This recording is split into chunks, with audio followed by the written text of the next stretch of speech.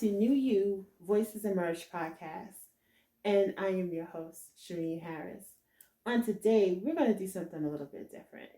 I am going to be interviewed by my illustrious husband, none other than the greatest, the one and only, Kevin W. Harris. Wow, what an amazing introduction. Thank you so much. I appreciate that. Of course we can do that because we're married. We've been married for over 31 years this year, last month. Yes. And we are enjoying it. We're enjoying life. Yes. We're enjoying the slow down part. We're really having a great time. Just really just enjoying ourselves, doing different things that we didn't do in the past. But I'm not here to talk about that, but I want to give a shout out to our sponsors. You can see here, I'd like to give a shout out to our son, KJ Harris, which he has his own business.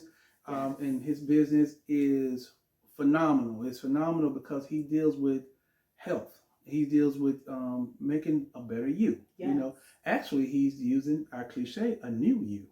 Right? A new you.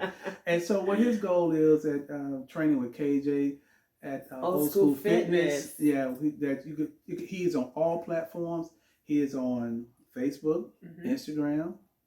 He's on YouTube channel now. He has his own website.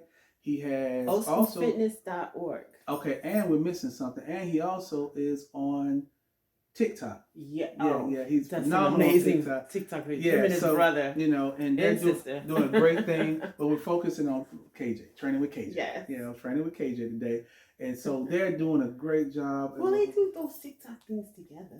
Yeah, but in the training part, we're dealing with the training portion. So we're not going to, again, you can see we're being our normal selves. Yes. This is what we do all the time. You've been married as long as we have normal moments. Yes. But today I want to talk about something that was not so normal, that was very, very tough for us to deal with back in quite some time ago. And we had a situation where our son got sick. Our oldest son got sick, and when he got sick, we was not prepared. We were not prepared for it. And so I'm going to let Sheriene talk about what not so much just what basically happened and what led him into going into the hospital, where he was in the hospital, and how things happened. Go ahead. Oh, wow. And then I'm going to chime in as I go. He was a little guy. He was about 6-7 years old, and we were moving. This is when we lived in Tennessee, and we were moving, and I guess as the oldest, he felt it was his need to stay with his dad. And we were moving from a house into an apartment, and it was late at night that night. And I was settling his sister and his brother in, but he was determined that he was going to stay and help his dad get that last bit of stuff. And in the meantime, it was cold. We were moving in the winter. And over the period of time, those past couple of days, he got sick. And me being that mom, I was trying to doctor on him at home, but his fever kept going up, and it started out at 101, and then eventually it moved up to 103. And I was doctoring on him at home, and it got to the point where it got up to 104, and so we took him to the emergency room, and we were living in Dyersburg, Tennessee, and we went from there. We were living in, that wasn't Dyersburg. Oh, I'm sorry, Ripley. There you go. We were living in Ripley. I'm sorry, Ripley, Tennessee. There you go. And we took him to the emergency room, and when we got there, we started out at 104, but when we got there, he made it up to 105.3. And so the emergency room doctors began to start moving really quick. And so they started moving really quick. And I appreciate them because in their expediency, they contacted Labana. And the next thing I know, they were like, Mrs. Harris, we can't do what we need to do. We need to contact Labana.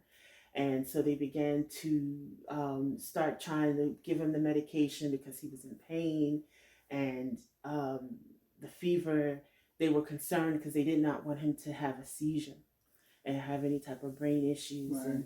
And so at that point, Labana they dispatched a helicopter and to send for him. Right. And so, try not to cry. And he's 27 years old now. So you're talking about that was about 20 years ago. Mm-hmm. And so, with that being said, the helicopter came and they said, well, we're not sure if you're going to be able to get on the helicopter with him. And they sent the ICU doctor, ICU nurse, and an ICU respiratory therapist to take our son. So I couldn't get on the helicopter. At the time, our pastor, he was with us. And so we were living in Ripley. It took us an hour to get to Memphis at that time. Mm-hmm. So we drove. But I thank God for one of the mothers of the church who lived in Memphis. She met our son there. And as soon as I got in, of course, I ran and to get there. And we stayed in Labana for about 4 or 5 days. Yeah, a week. Yeah. And I am so grateful because he had pneumonia. He had a really bad case of pneumonia. Mm-hmm. I mean, and he could have died. He could have died. But now, look at him. I am grateful. He runs his own business. #training with KJ. Wow. That you can see on Instagram. That's his logo. And I mean, very lucrative business. So if you are interested in definitely trying to change your life and really, really move into being healthy, not just making it a temporary thing, but being healthy, right. He can help you in that. But he has no residual issues from that. I am just grateful to God. No issues with his lungs and anything, because that was their thing. They were concerned. You could see the shards of the pneumonia in his lungs. Wow. You could see it on the x-ray. And I fight back the tears now because they were concerned that he was going to have lifetime scarring from that in his lungs. But there are no issues. And so as a mom, it was just so hard because they took my baby up in this helicopter, and I couldn't go. Right. And I was sitting in that back seat, and I was telling my husband, "Floor it, you had to drive like you stole his car." And the reason why I wanted to share, because again, the organization that I founded is called Take the Journey Enterprises. And what Take the Journey is the name explains itself, that life is a journey. And you can plan your life. You can go to school, get a degree, say you want 2.5, which I don't understand the 5, the 2.5 kids. And you can set goals that there's nothing wrong with setting goals. But then life can sideswipe you at the stop sign, and you do not know what hit you. And you can wake up in the hospital and don't realize what happened.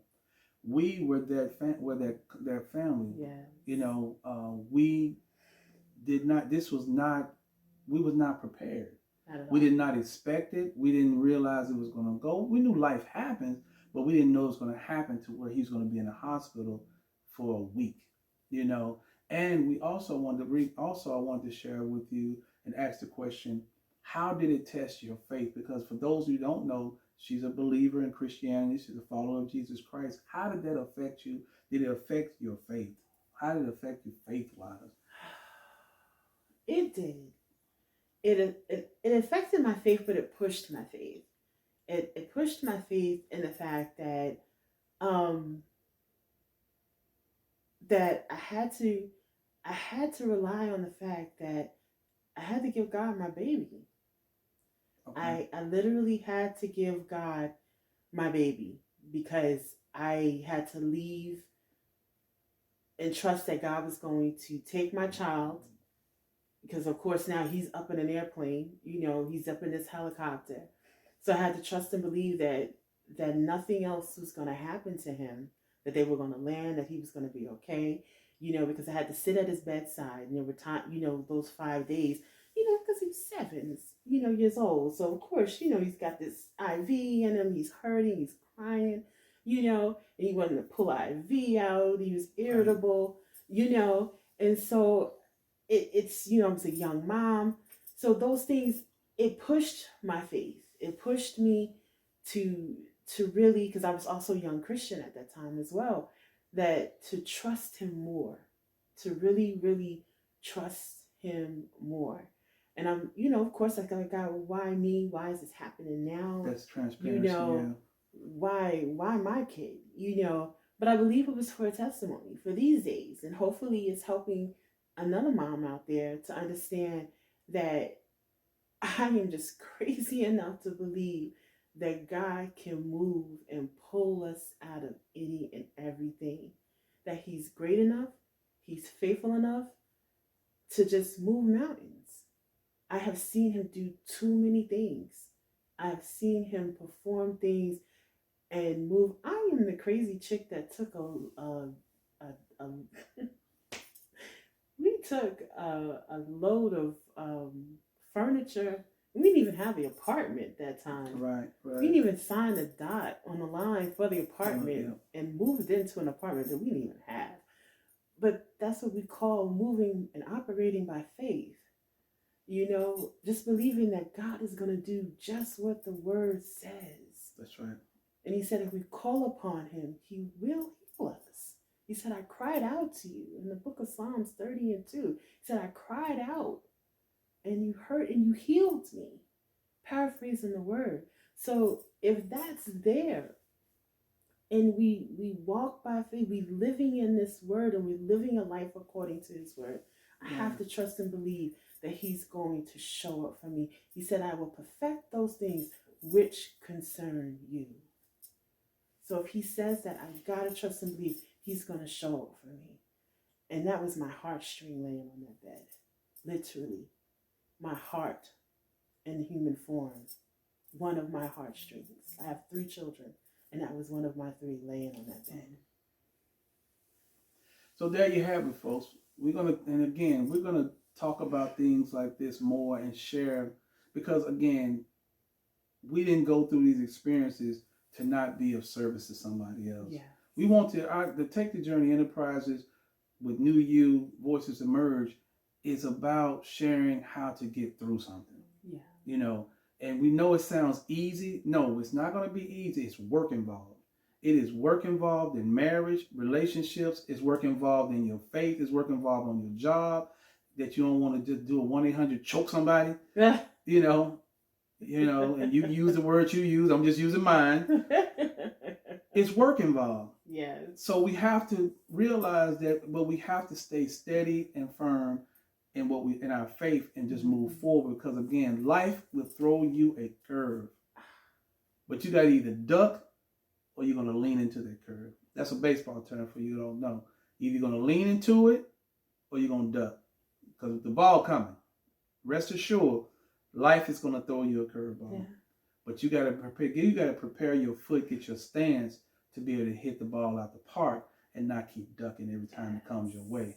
All right, till next time, we appreciate you. Thank you, Sheriene, for being transparent. And we're going to talk to you all soon. Until next time, have a good one.